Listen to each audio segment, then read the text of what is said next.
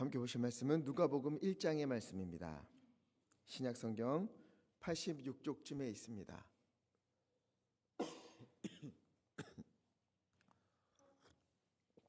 누가복음 1장 13절로 19절의 말씀,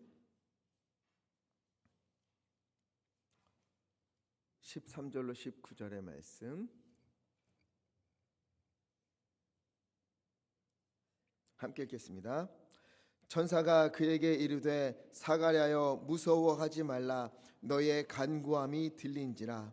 내 아내 엘리사벳이 내게 아들을 낳아주리니 그 이름을 요한이라 하라. 너도 기뻐하고 즐거워할 것이요 많은 사람도 그의 태어남을 기뻐하리니 이는 그가 주 앞에 큰 자가 되며 포도주나 독한 술을 마시지 아니하며 모태로부터 성령의 충만함을 받아 이스라엘 자손을 주 곧 그들의 하나님께로 많이 돌아오게 하겠습니다. 그가 또 엘리야의 심령과 능력으로 주 앞에 먼저 와서 아버지의 마음을 자식에게 거스르는 자를 의인의 슬기에 돌아오게 하고 주를 위하여 세운 백성을 준비하리라. 사가랴가 천사에게 이르되 내가 이것을 어떻게 알리오? 내가 늙고 아내도 나이가 많으니이다. 천사가 대답하여 이르되 나는 하나님 앞에 서 있는 가브리엘이라. 이 좋은 소식을 전하여 내게 말하라고 보내심을 받았노라. 아멘. 우리 기독교는 전통적으로 성탄절 전 네 주간을 대강절로 보냅니다. 대강절이라는 말은 어드벤투스라고 하는데요, 이것은 옴, 도착이라는 뜻을 가지고 있어요. 도착한다는 거예요. 누가 오신다는 것이지요? 우리 주 예수님이 오고 계신다는 것이요. 성탄절은 우리 예수님이 인간으로 오신 것을 기뻐하고 감사하며 축하하는 날이라면, 대강절은 주님의 오심을 기다리고 그리고 준비하는 기간인 거예요. 이처럼 대강절에 예수님의 오심을 준비한다, 여기에는 세 가지 중요한 신학적 의미가 담겨져 있습니다. 어떻게 주님을 기다리는가? 먼저는 2000년이 이미 훌쩍 지나버린 그 옛날 예수님이 인간으로 오신 것을 기억하는 거예요. 하나님과 삼위일체이신 그분이 어찌하여 이 낮은 곳에 오셔야만 했는가?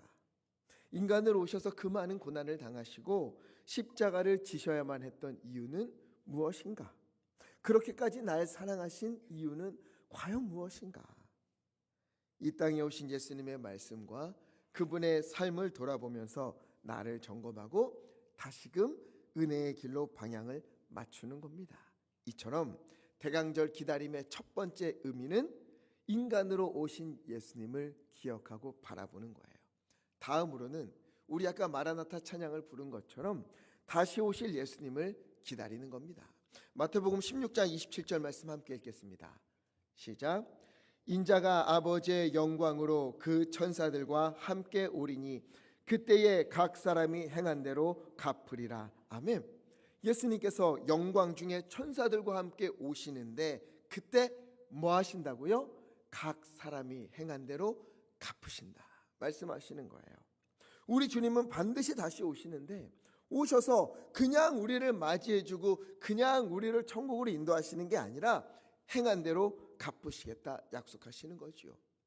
믿음과 헌신으로 살아온 이에게는 그에 맞는 상을 주시고, 믿는다고 말하지만 행함도 없고 진실함도 없고 믿는 사람인지 아닌지 전혀 구분이 안 되는 그런 삶을 살아온 이들에게는 그에 맞는 것으로 갚아주시겠다 말씀하십니다. 그래서 예수님의 오심은 믿는 사람들에게는 위로와 은혜이지만 믿지 않는 이들에게는 두려운 날인 거예요. 그러니 예수님의 오심을 믿는다면 오셔서 우리가 행한 대로, 우리가 살아온 대로 갚아주신다 하는 것을 우리가 믿는다면, 확신한다면 우리의 삶은 이전과는 달라질 수밖에 없는 것이지요. 그렇게 어떠한 일이 있든지 바로 그때에 디모데전서 4장 15절 말씀, 이 모든 일에 전심전력하여 너의 성숙함을 모든 사람에게 나타나게 하라. 이때는 내가 주님을 믿고 어떻게 변화됐는지, 누군가에게 어려운 일을 당할 때에, 어떤 일로부터 내가 마음이 어려울 때에, 그때는 무슨 때이다? 내가 주님을 믿음으로 말미암아 얼마큼 성숙해졌는지, 어떤 성령의 열매를 맺어가는지를 보여줄 수 있는 절호의 기회다. 이것을 기억하며 살라는 겁니다. 그렇게 다시 오실 주님을 기억하고 나의 걸음을 점검하고, 그리고 주님께서 기뻐하시는 삶을 사는 것, 이것이 대강절의 기다림이 전해주는 두 번째 메시지인 거예요. 마지막으로 인간으로 오신 예수님, 다시 오실 예수님과 더불어 어떤 예수님을 기다리는가? 지금 바로 오늘 우리 가운데 임재하시는 하나님의 은혜를 기다리는 겁니다. 우리의 인생이 어떠한지 하나님은 다 아시지요. 남들에게 말 못할 그런 아픔들 우리 하나둘 있지 않습니까?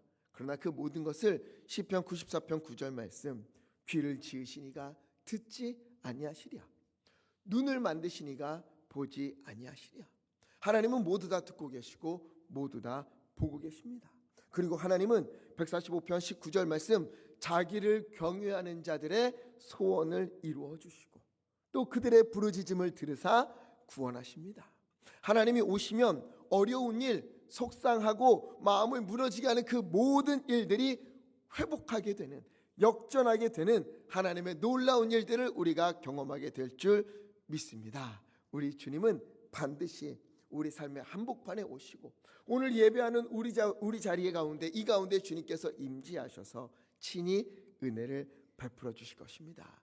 이처럼 인간으로 오신 예수님, 다시 오실 예수님, 그리고 오늘 우리 가운데 임하실 예수님, 주님을 바라보며 기다리고 그리고 주님의 은혜를 누리는 대강절 되기를 간절히 축원합니다. 대강절, 이 기다림의 기간에 성경 속에서 우리가 꼭 만나야만 하는 이들이 있어요. 이 대강절 기간에. 그 중에 오늘 본문에서 한 부부의 이야기를 들려주고 있습니다. 1장 5절을 보니까는요, 아비야 반열에 제사장 한 사람이 있었으니 이름이 뭐예요? 사가랴다. 사가랴예요. 사가랴라고 하는 이름의 뜻은 무엇인가 하면 하나님이 기억하신다, 하나님이 기억하고 계신다, 이거예요. 그리고 그의 아내는 아론의 자손이니 이름이 뭐예요?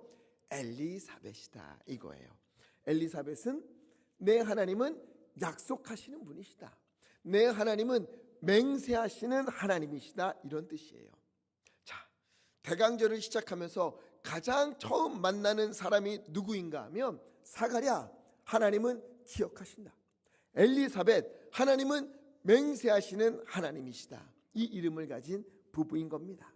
왜 이 이름을 이토록 강조하는가 하면 이들이 살고 있었던 시대가 어떤 시대지요? 1장 5절 처음에 유대 왕 헤롯 때에 이렇게 되어 있어요. 헤롯 때에라는 이 단어로 당시 시대가 어떠했는지 우리는 어느 정도 엿볼 수가 있습니다. 유대 왕 헤롯이라고 되어 있지만 헤롯은 어느 나라 사람이지요? 에돔 사람이에요. 에돔. 정치적 수완이 뛰어나서 로마에 의해서 유대 땅을 다스리게 된 그런 사람입니다. 하지만 유대인들이 이방인인 그를 받아줄 수가 없지요. 받아들일 리가 만무합니다. 그래서 유대인들의 환심을 사기 위해서 많은 노력을 기울여요. 어떤 것을 했는가? 유대인들에게 있어서 가장 중요한 게 뭐지요? 성전. 그래서 유대인들을 위해 성전 건축을 시작합니다. 이것으로는 부족하다 여기고 유대의 여인과 결혼을 해요. 많은 노력을 기울입니다. 그렇게 자신의 위치가 확고해진 이후에 본심을 드러내며 폭정을 시작했어요. 자신이 직접 대제사장을 임명하기도 하고 대제사장을 죽이기도 합니다. 또 유대인들이 자기를 암살하고 자기의 아내인 마리암네를 여왕으로 옹립할 수도 있다, 이런 뜬금없는 불안함에 사로잡혀서 자기 아내를 죽여버려요. 또 자기 아들 중에 위험이 될 만한 아들도 죽입니다. 장모도 죽여요. 온 집안을 숙청한 후에 그 칼은 유대인들을 향했습니다. 너무도 많은 유대인들이 죽임을 당했어요. 게다가 여러 항목으로 세금을 많이 거두어서 삶의 빛을 잃어버리게 만들었습니다. 오죽하면 로마 황제가요, 이 헤롯에게 직접적으로 제발 그만 좀 하라고, 적당히 좀 하라고 경고까지 할 정도였습니다. 이처럼 어둡고 암울하고 살기 힘든 시대에, 즉 헤롯왕 때에 하나님이 누구에게 찾아오셨다? 사가랴와 엘리사벳에게 찾아오셨습니다. 그러한 때에 하나님은 주의 백성들을 기억하셨고, 엘리사벳, 하나님께서 맹세하신 모든 것들, 그것을 이루시기 위하여서 하나님의 약속에 신실하시사 그들 가운데 찾아오셔서 구원을 베푸시는 역사가 시작되는 거예요. 그러나 하나님이 이들을 주목하신 이유는 이름 때문만은 아니에요. 이 두 사람이 어떤 사람인가 하면 6절 말씀 함께 읽겠습니다. 시작. 이 두 사람이 규례대로 흠이 없이 행하더라. 아멘. 이 두 사람은 하나님 앞에 어떤 사람이었어요? 의인이었습니다. 의인. 그런데 여기서 의문이 들지요. 로마서에 어떤 말씀이 있어요? 3장 10절에 기록된 바 의인은 없나니 하나도 없으며, 의인은 한 사람도 없다 분명히 말씀했는데, 오늘 사가랴와 엘리사벳에게서는 의인이라고 말씀하는 거예요. 이게 어찌된 일인가? 의인이 없다더니 또 의인이 있다고 말씀하시네. 왜 하나님 이랬다 저랬다 하시는 것일까? 어찌된 걸까요? 자, 어떤 사람이든 자기 의로움으로 하나님 앞에 당당히 설 수 있는 의인은 아무도 없습니다. 로마서 말씀은 분명한 사실이에요. 그러나 하나님의 은혜를 입은 사람들, 그래서 하나님의 은혜로 하나님 앞에 서게 된 사람들, 그 사람들을 뭐라고 부르는가 하면 하나님이 의인이다 이렇게 불러주시는 거예요. 이게 은혜인 겁니다. 물론 아무나 의인이라고 불러주시는 것은 아니에요. 이 부부를 보십시오. 이 부부가 하나님의 은혜로 의인이라 불리게 된 이유가 무엇이에요? 6절 후반부에 이 두 사람은 주의 모든 계명과 규례대로 흠이 없이 행하더라. 이 부부는요, 말씀대로 살기 위해 온 힘을 다했어요. 한 가정에서 한 사람이 믿음으로 바로 선다는 것도 쉬운 일이 아닌데, 부부가 함께 지금에 이르기까지 하나님 앞에 부끄러움 없는 인생이 되기 위해서 둘 다 최선을 다했던 거예요. 너무도 부러운 가정이지요. 특별히 오늘 함께 예배하는 우리 성도님들의 가정이 이 사가랴와 엘리사벳과 같이 두 사람이 주님 앞에서 의인이라 불리게 되는 은혜가 넘치기를 간절히 축원합니다. 온 가족이 함께 예배하고 함께 찬양하고 믿음의 이야기를 나누고 서로 기도해 주는 것만큼 힘이 되는 일은 없습니다. 사가랴와 엘리사벳과 같이 늘 말씀을 묵상하고 말씀 한 구절이라도 살아내기 위해서 마음을 모으고 힘을 다하는 그런 가정들, 칭찬받는 가정들 다 되시기를 간절히 축원합니다. 이렇게 칭찬받는 가정이고 믿음의 부부였지만 이들에게도 말 못한 사정은 있었을까요? 없었을까요? 당연히 있었지요. 당연히 있었어요. 7절 말씀 함께 읽겠습니다. 시작. 엘리사벳이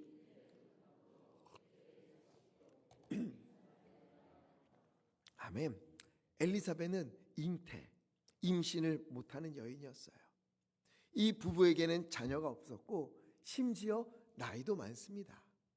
언젠가는 아이가 생기지 않을까, 기도하다 보면 하나님이 아이를 주시지 않을까, 이런 기대마저도 꺾여버린 그런 나이가 되었어요. 이것은 사가랴와 엘리사벳만의 문제는 아니지요. 믿음으로 살면 하나님이 은혜를 베푸시고 복을 주셔서 항상 형통하고 평탄하고 금신 걱정할 일이 없으면 얼마나 좋겠습니까? 문제는 우리네 삶은 그렇지가 않다는 거지요. 저마다 말 못할 아픔들을 하나둘씩 가지고 있잖아요. 건강의 문제이든 관계의 문제이든 또 경제적인 어려움이든 마음을 힘들게 하는 일들이 꼭 있어요. 잘 되는 것 같다가도 엉망이 되는 일들이 우리에게 있습니다. 믿음대로 살면 잘 되고 근심 걱정이 없다면 너무도 좋겠는데 현실은 그렇지가 않아요. 그러나 그럼에도 위로가 되는 것은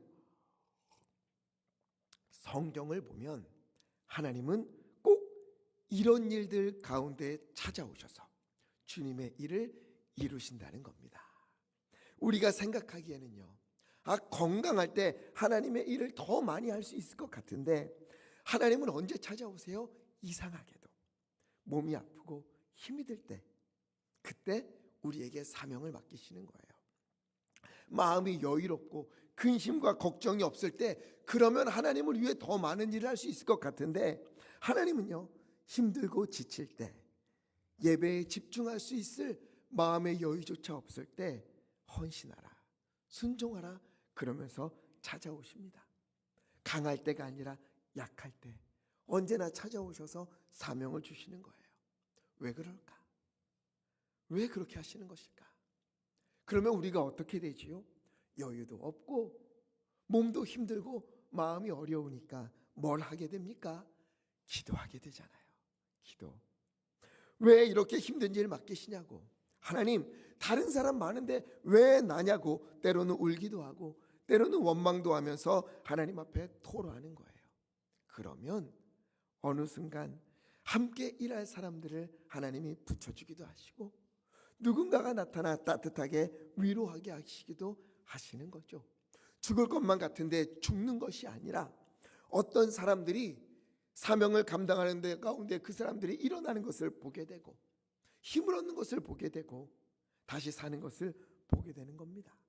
내가 한 것은 기도밖에 없는데, 내가 할 수 있는 것은 기도밖에 없어서 주님 앞에 울며 또 힘들다고 투정 부린 것밖에 기억이 남는 것이 없는데, 그럼에도 그렇게라도 기도하면, 매달리고 하나님께 맡기면 하나님이 이루신다 하는 것을 주님이 그 가운데 경험하게 하시는 거예요. 문제는 뭔가? 그럼에도 기도하지 않는다는 데 있는 겁니다. 아프고 힘들고 속상하고 그러면서도 기도하지 않으니까 더 무너지는 거예요. 사명만이 아니에요. 우리에게 또 우리 가정에 어려운 일들 있지 않습니까? 속상한 일들 다 있지 않아요? 그거 힘들어하지 말고 하나님께 부르짖으십시오. 기도하십시오. 하나님은 기도를 통해서 일하시고 기도를 통해서 응답하시며 기도를 통해서 하나님의 일을 이루어 가십니다. 내 능력이 아니에요. 내 힘이 아니에요. 하나님을 붙들고 하나님께 매달려서 기도하는 우리의 기도를 들으시고 하나님이 그 가운데 일하시는 겁니다. 보십시오. 11절.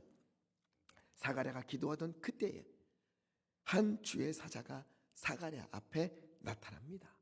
이 천사가 뭐라고 이야기하는가? 13절 말씀 함께 읽겠습니다. 시작. 천사가 그에게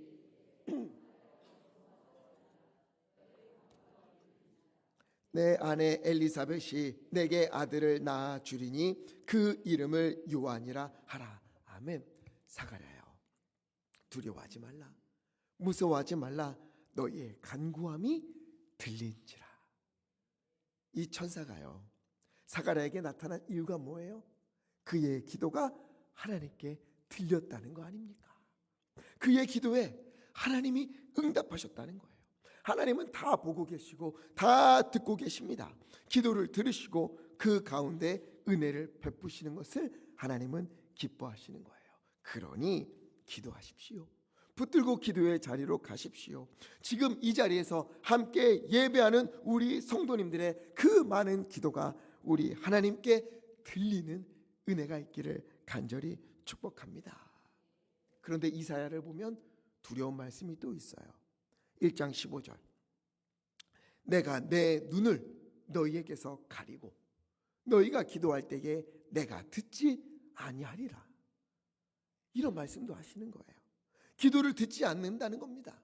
아니 어떤 때는 오늘 말씀처럼 친히 오셔서 너의 간구함이 하나님께 들렸다, 너의 기도가 하나님께 들렸다 말씀하시기도 하고, 또 어떤 때는 기도를 듣지 않겠다 이렇게 말씀하십니다. 아니 도대체 왜 이렇게 말씀하시는 겁니까? 하나님은 이랬다 저랬다 하시는 분인가요? 아니에요. 하나님이 중요하게 보시는 것은 기도의 내용이 어떠한가, 얼마나 기도를 잘하는가, 이것이 아니라 무엇을 보신다? 기도하는 사람이 어떠한가, 이것을 보시기 때문에 그렇습니다. 즉 기도의 내용보다는 기도하는 사람이 중요한 거예요. 이사야 그 시대 사람들처럼 이웃을 아프게 하고 이웃을 눈물 흘리게 하고 하나님도 무시하고 그렇게 형식적으로 예배하는 그 사람의 기도는 하나님이 외면하십니다. 그러나 사가랴와 엘리사벳처럼 주님 앞에서 날마다 신실하려고 노력하고 말씀 한 구절에 순종하면서 살려고 온 힘을 다하면 하나님은 그 기도를 반드시 들으십니다. 그런 여러분, 기도할 때마다 늘 자신을 살피시기를 부탁을 드립니다. 내 삶은 하나님 앞에 어떠한가? 나는 하나님 보시기에 어떠한 그리스도인인가? 오늘 기도하기에 앞서 나는 주님께서 기뻐하시는 인생을 살았는가? 늘 점검을 하고, 그리고 주님 앞에 기도하는 우리 되었으면 좋겠습니다. 그렇게 주님께서 기뻐하시는 사람이 되어 기도할 때에 하나님은 우리의 기도를 들으시고 반드시 응답하시는 줄 믿습니다. 자, 천사가 말합니다. 13절, 너의 간구함이 들린지라. 내 아내 엘리사벳이 내게 무엇을 낳아주리니? 아들을 낳아주리니 그 이름을 뭐라고 하라? 요한이라고 하라. 여기서 우리는 무엇을 알 수 있어요? 사가랴가 그동안 어떤 기도를 하나님 앞에 올렸다는 거지요? 자녀를 위한 기도. 아내인 엘리사벳이 임신할 수 없는 몸임에도 불구하고 그는 지금까지도 자녀를 위한 기도를 멈추지 않았어요. 심지어 지금은 나이가 너무 많아요. 아이를 낳을 수 없는 그런 나이가 되었습니다. 그럼에도 불구하고 이 기도를 멈추지 않았어요. 지금 이 기도가 응답되어지고 있는 상황입니다. 여기서 제가 깜짝 놀라는 것은 이 기도에 대한 응답을 하나님이 언제부터 준비하셨는가 하는 거예요. 17절 말씀 함께 읽어보겠습니다. 시작. 그가 또 엘리야의 심령과 능력으로 자식에게 거스르는 자를 의인의 슬기에 돌아오게 하고 주를 위하여 세운 백성을 준비하리라. 아멘. 아들을 낳아줄 것인데 그 아들은 엘리야와 같아서 엘리야의 능력과 심령으로 주 앞에 먼저 와서 뭘하게 하겠다? 아버지의 마음을 자식에게, 거스르는 자를 의인의 슬기에 돌아오게 하고 주를 위하여 세운 백성을 준비하게 하리라. 요한이라는 아들을 주실 것인데 이 아들은 엘리야와 같다는 거예요. 선지자 엘리야. 이것은 갑자기 주어진 것이 아니에요. 이미 400년 전에 구약에서 약속하신 말씀입니다. 우리 말라기 4장 5절과 6절 말씀 함께 읽겠습니다. 시작.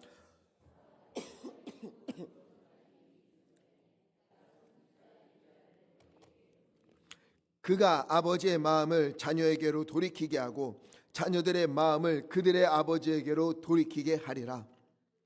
아니하면 두렵건대 내가 와서 저주로 그 땅을 칠까 하노라 하시니라. 아멘. 보라, 여호와의 크고 두려운 날이 이르기 전에, 메시아가 오기 전에, 즉 예수님이 오시기 전에 내가 선지자 엘리야를 너희에게 보내리니 그 엘리야가 무엇을 하겠다? 아버지의 마음을 자녀에게로 돌이키게 하고 자녀의 마음을 그들의 아버지에게로 돌이키게 하리라. 오늘 사가랴에게 요한을 주시겠다고 약속하신 말씀과 똑같은 것이 말라기에 기록되어 있는 거예요. 사가랴의 기도를 들으시고 응답하신다 말씀하셨는데 이 응답을 언제부터 준비하셨다는 거예요? 무려 이때로부터 400년 전에 말라기 선지자에게 선포하신 말씀을 보여주시면서 그때부터 응답을 준비하셨다는 겁니다. 이사야 말씀처럼 65장 24절, 그들이 부르기 전에 내가 응답하겠고 그들이 말을 마치기도 전에 내가 들을 것이다. 하나님은 이 말씀대로 실로 이미 오래전부터 사가랴를 위하여서 기도의 응답을 준비하고 계셨어요. 여러분, 우리의 기도 역시 하나님이 벌써부터 응답을 준비하고 계신 줄 믿습니다. 그 응답은요, 우리가 불쌍해서 어쩔 수 없이 아이고 니네 불쌍해서 어떡하니 그러면서 주시는 그런 응답이 아니에요. 하나님의 응답하시면은 우리가 헤아릴 수도 없고 상상할 수도 없는 놀라운 하나님의 계획이 담겨 있습니다. 요한을 보십시오. 사가랴의 기도를 들으시고 그저 아들을 주시는 응답으로 끝나는 것이 아니라 그 아들이 어떤 아들이 될 것인가 하는 그를 향한 계획을, 분명한 계획을 보여주시잖아요. 17절, 그가 엘리야와 같은 세례 요한이 아버지의 마음을 자녀에게로 돌이키지 않고 거스르는 자 그 자녀들을 의인의 슬기에 아버지의 품으로 돌아오게 하겠다. 주의 백성들을 준비하게 하겠다. 이 아들은 회복하게 하는 자가 되게 할 것이다. 이렇게 약속하시는 거예요. 여러분, 이보다 더 귀한 일이 어디 있겠습니까? 아버지의 마음을 자녀에게, 자녀의 마음을 아버지에게로 돌이키게 한다. 여러분, 우리의 가정도 자녀와 부모의 마음이 하나가 된다면, 믿음 안에서, 하나님 안에서 서로 사랑하고 서로 위하고 기도해 준다면 이보다 더 행복한 일이 어디 있겠습니까? 그런데 요한은 어떻게 한다고요? 불신의 마음을 가진 이들을 믿음의 길로 하나님의 품으로 돌아오게 하여서 하나님이 그들에게 충만한 은혜를 베푸시는 놀라운 일에 이를 사용하시겠다 말씀하시는 거예요. 이 일은 우리 예강교회에도 주어진 사명이 아니겠습니까? 많은 이들을 주님께로 돌아오게 하는 일, 또한 우리 교회만이 아니라 우리 자녀와 우리 가정에도 동일한 사명이 주어진 것입니다. 우리 가정에서도 믿음으로 하나가 되도록 기도를 멈추지 마십시오. 또한 우리가 만나는 이들에게 주님의 나라가 전해지도록 그들을 주님의 품으로 돌아올 수 있도록 날마다 기도하며 우리의 삶으로 복음을 전하는 일을 멈추지 마시기를 간절히 부탁을 드립니다. 그런 우리를 통해 누가복음 1장 16절 말씀, 많은 이들이 하나님께로 돌아오게 되는 생명을 살리는 은혜가 있을 줄 믿습니다. 그리하여 다니엘 12장 3절 말씀 함께 읽겠습니다. 시작. 지혜 있는 자는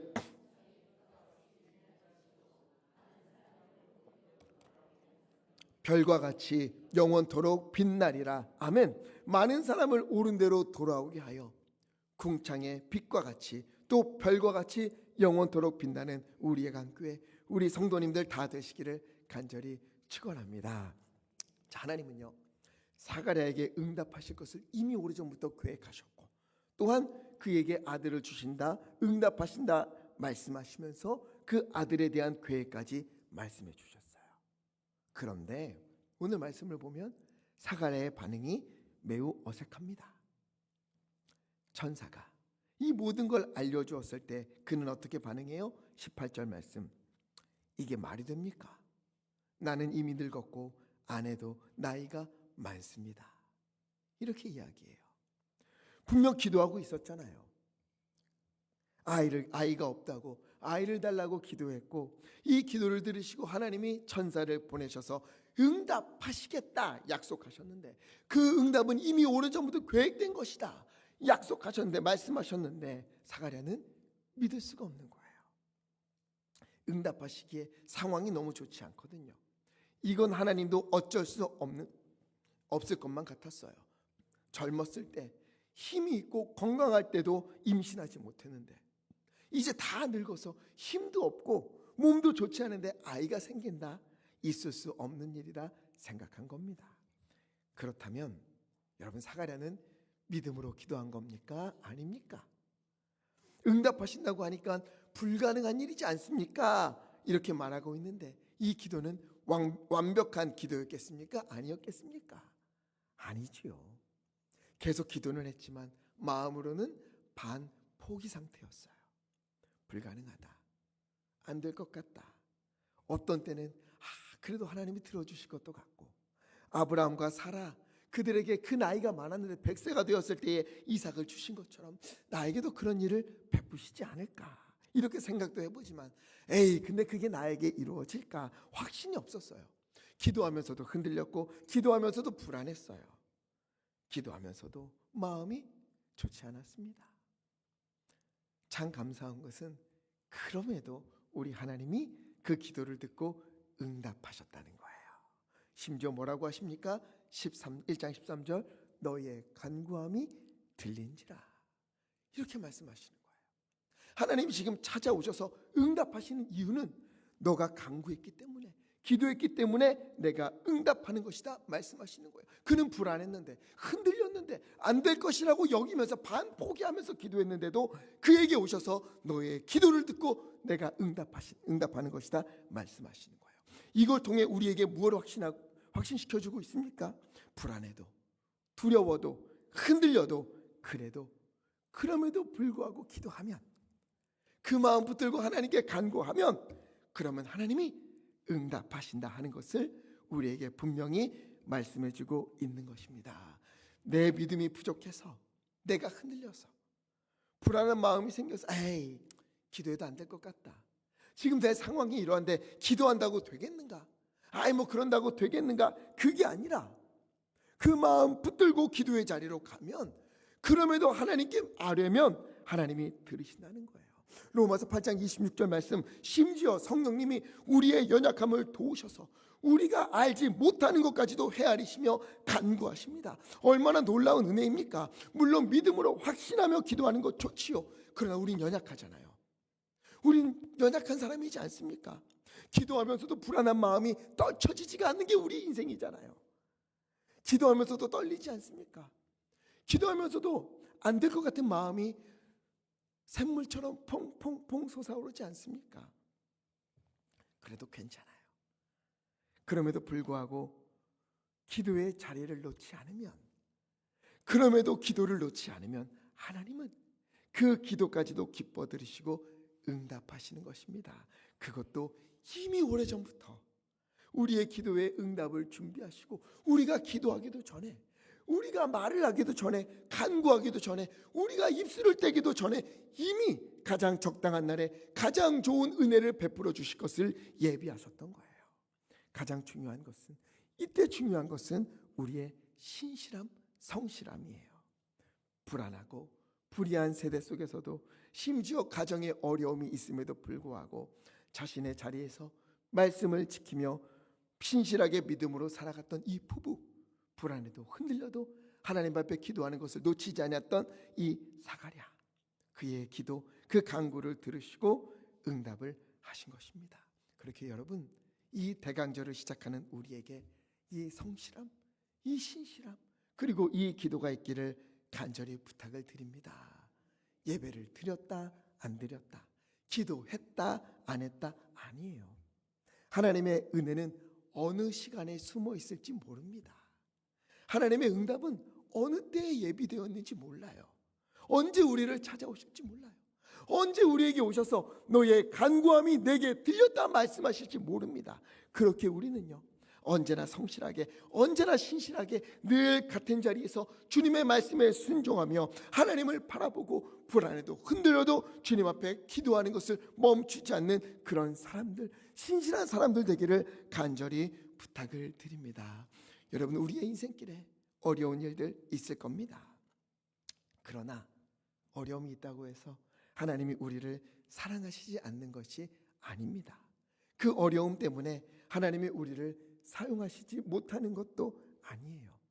헤롯 때에, 그 불안하고 두렵고 어두운 시대에, 또 자녀를 낳지 못하는 결정적인 어려움이 가정 가운데 있었지만 늘 신실하게 하나님의 말씀에 순종하고 흔들리고 불안해도 기도를 멈추지 않았던 사가랴와 엘리사벳, 그들을 위하여 하나님은 이미 400년도 전에 응답을 준비하셨던 것처럼 오늘을 우리를 위하여서도 그렇게 준비하고 계신 줄 믿습니다. 하나님은 응답을 예비하고 계십니다.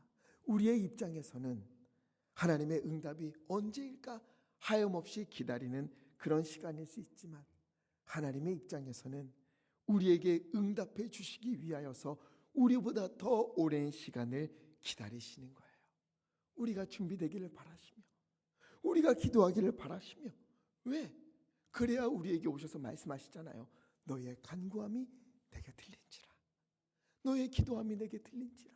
이 말씀하시기 위하여서 우리가 기도하기를, 우리가 주님 앞에 신실하기를, 그토록 믿음으로 살기를 주님의 때를 참아 기다리시는 하나님의 기다림이기도 한 것입니다. 그러니 이 말씀을 믿고 우리가 주님 앞에 다시 믿음으로 섰으면 좋겠습니다. 하박국 2장 3절 말씀 후반부에 보니까 이런 말씀이 있어요. 비록 더딜지라도 뭐하라? 기다리라. 지체되지 않고 반드시 응하리라. 하나님의 응답은 지체되지 않는다는 거예요. 우리에게는 하나님 응답이 왜 이렇게 지체됩니까? 왜 응답 안 하십니까? 언제까지 기다려야 합니까? 이렇게 말하지만 하나님은 말씀하세요. 내 응답은 지체되지 않는다. 하나님의 때에 반드시 우리 가운데 오사 너의 기도가 내게 들렸다, 너의 간구함이 내게 들렸다 말씀하시며 너의 믿음이 너를 구원하였다 선포하시고 주님의 응답을 베풀어 주실 것입니다. 여러분, 우리의 상황, 우리의 현실은 주님께서 우리를 보내신 곳입니다. 그곳에 우리를 두셨다면 반드시 이유가 있는 거예요. 우리에게 사명이 있는 거예요.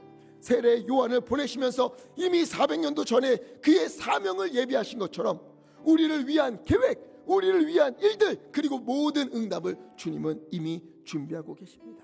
하나님의 부르심에는, 하나님의 일하심에는 결코 실수가 없습니다. 하나님의 나를 기다리며 주님의 일하심을 바라보며 주님 앞에 신실하게 서 있는 우리를 통해 하나님은 놀라운 일을 이루실 거예요. 우리 마지막으로 잠언 8장 17절 말씀 함께 읽겠습니다. 시작. 나를 사랑하는 자들이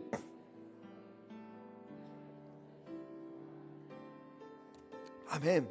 주님을 사랑하고 주님을 간절히 찾음으로 주님을 만나는 은혜가 이 대강절 기간에 있기를 간절히 축원합니다. 때로는 눈물 날 일도 많고 가슴이 무너지는 일들도 있겠지만 그 가운데 믿음을 살아내고 주님 앞에 간구하고 흔들려도 안 될 것 같아도 그래도 하나님께 붙들고 하나님께 매달리는 그런 우리 가운데에 주님 오셔서 너의 간구함이 내게 들렸다 말씀하시고 우리의 모든 것을 은혜와 회복으로 충만케 하실 줄 믿습니다. 이와 같은 은혜가 우리 가운데 넘치기를 간절히 축원합니다. 그래서 이 찬양 함께 부르고 싶습니다. 하나님의 부르심에는 후회하심이 없습니다. 우리가 이 자리에 있는 것도 주의 부르심입니다. 하나님께서 우리를 부르신 것에는 내 생각보다 크고 내가 측량할 수 없는 놀라운 계획이 있는 줄 믿습니다. 가장 완전한 길로 우리를 이끄시는 주님을 함께 찬양하겠습니다.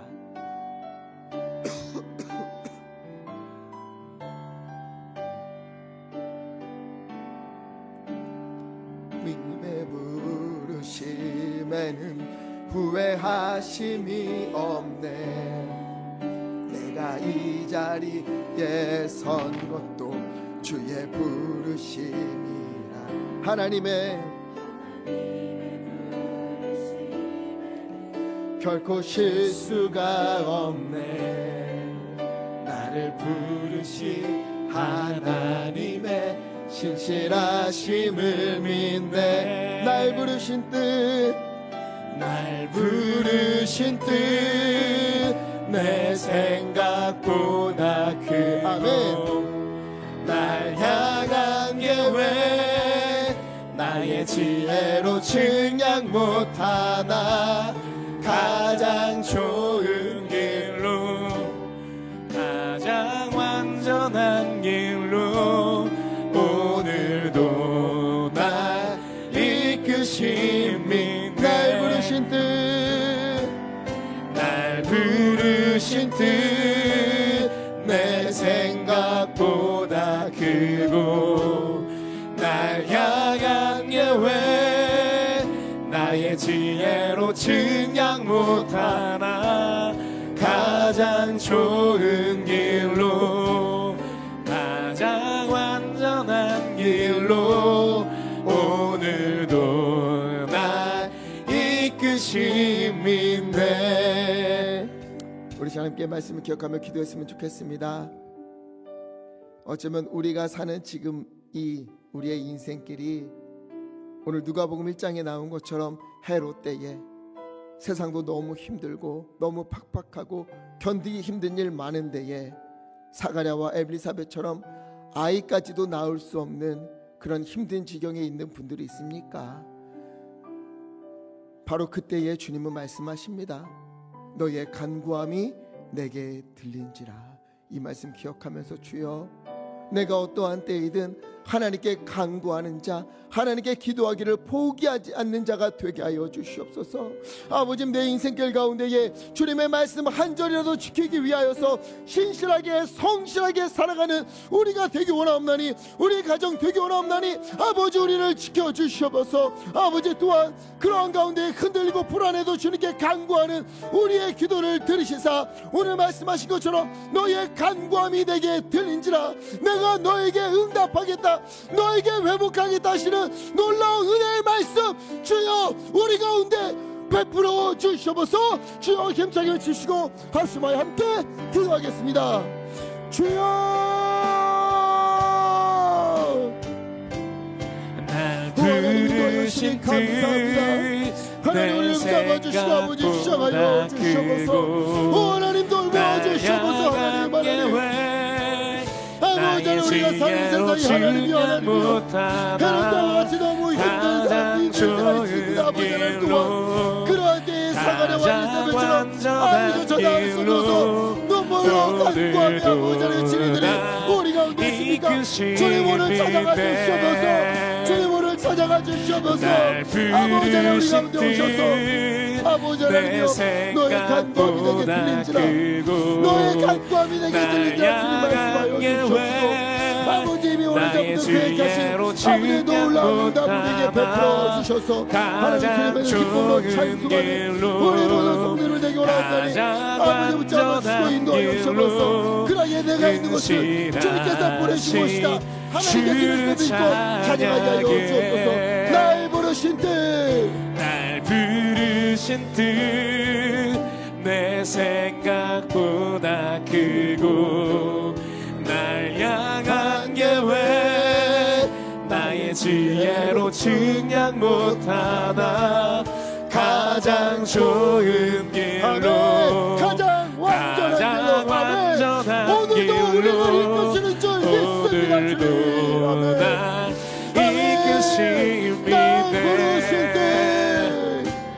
날 부르신 뜻 내 생각보다 크고 날 향한 계획 나의 지혜로 측량 못하다. 가장 좋은 길로, 가장 좋은 가장 길로, 완전한 길로, 가장 완전한 길로 신실하신 주를 찬양해.